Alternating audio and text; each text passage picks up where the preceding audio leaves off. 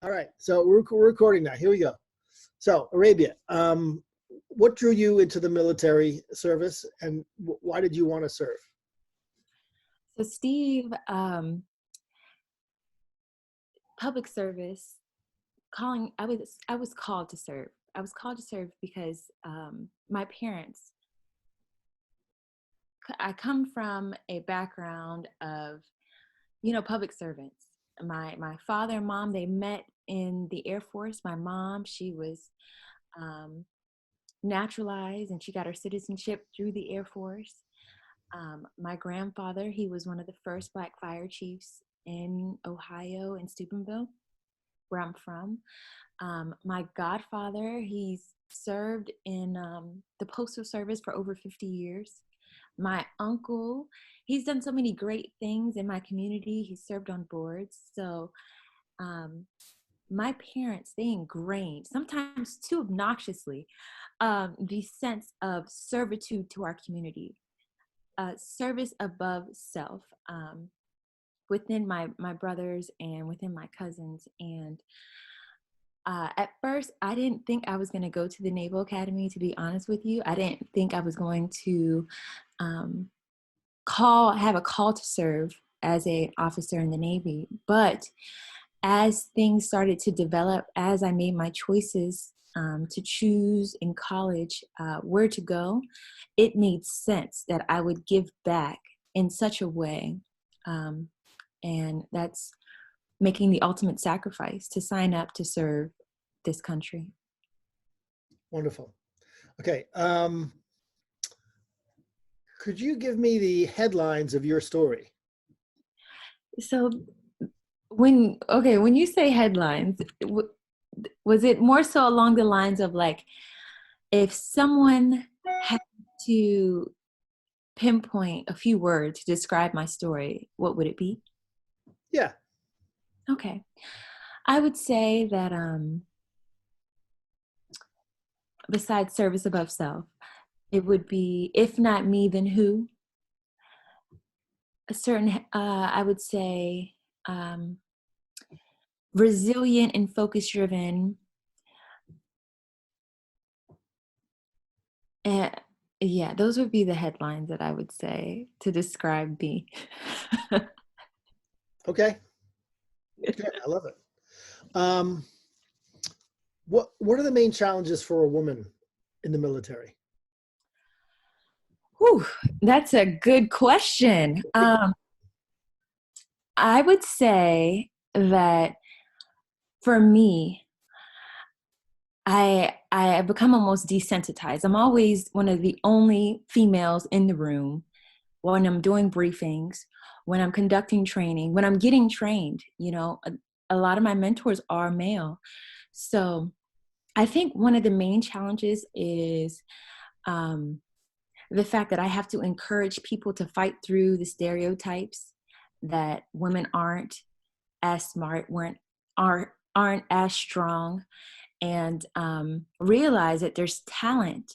There's immense talent within our military service, regardless of gender. And I say that to say that one of my challenges is to always remain a high performing individual, so that you don't even have to consider the fact that I am a woman. I'm a high achiever. I'm a high performer. I remain engaged in not only my organization or my command, but also within my community.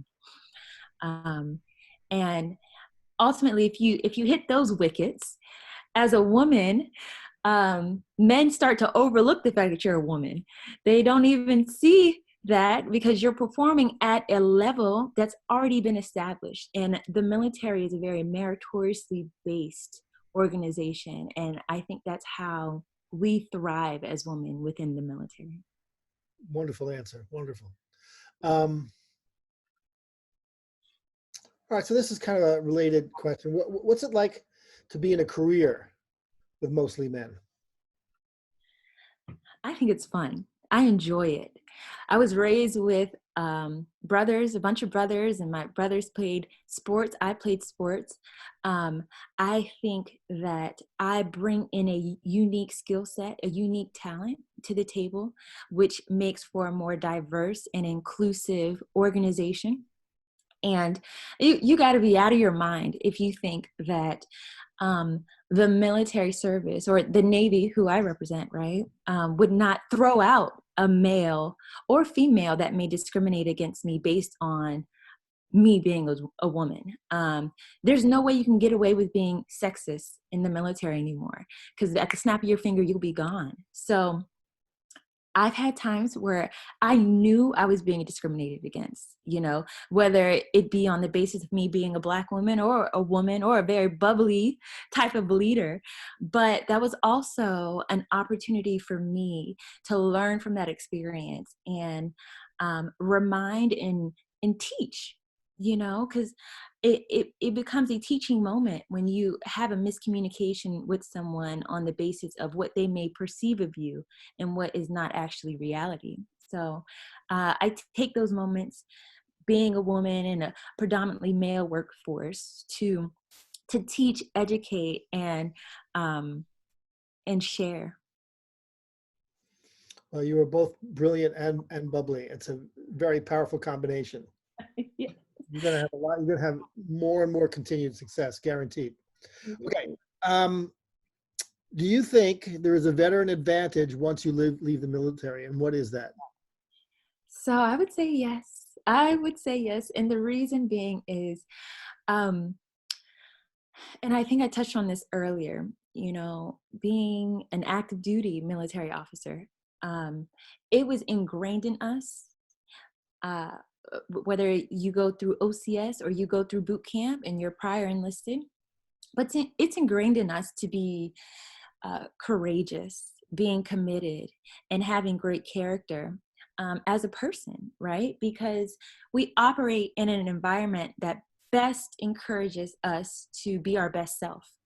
And it's very important that, we use the military as, the nation's fighting force, but also as a training ground to create these great citizens for when they're complete with their military duty, they can go back into the civilian sector and, as we say, execute. Take those tips, those techniques, those tools that were provided to you while you were in the military, and go back into your local communities, and you reestablish and reinforce that idea. So I would say the veteran advantage is to be able to be raised and flourished in an environment that encourages you to be your best self. Be a woman or male of integrity, and be brave. You are definitely brave and also very articulate. Um, this is kind of a sidebar, almost the same question, but what have you learned in the military that will best serve you in your professional and personal life? In the military, overarching, I've learned about leadership, how to identify it, how to be able to challenge what's not right. Um, I I feel like through, growing up, childhood, you look at your parents, you observe them, you determine what's a good work ethic and what's a bad work ethic. And um, not only they tell me certain things, but by watching them, but through observation, I've been able to learn the most. And in the military, I've been able to learn the most through leaders and through observation. So what have I learned? Through observation, I've been able to determine that it's my duty to be a positive and inclusive leader for our nation. Whew, strong stuff. Um, for you, Arabia, what is the best thing about being a military service member? The best thing. I would say the best thing would be that, we are the most perfect organization with the most imperfect people. And once you're able to look for ways to improve, because there's always room for improvement, you realize that us being together as people, and I've seen that in the military from various backgrounds, in a war room, making a decision on how we execute a certain strategy. So bringing in all those diverse skill sets to a table and being able to execute a mission in a successful way is is amazing. So bringing in all those imperfect people to make a perfect solution is what I enjoy the most about the military. It's wonderful. I want to read your book when you write it. All right. Well, I'm serious. One last thing. Um, what do you want your legacy to young women following in your footsteps? What would that legacy be? Oh, that's a tough question. I would say that it's my duty to set the example as a leader in the military. It's my duty to stay above reproach, to be ethically based, morally based, be positive, to share, because ultimately, you know, these young women who enlist in the military, in the Navy per se, they entrust us with their lives, right? And the least we can do is to set that example for them, and set a good tone at your organization so they know that they can come to you.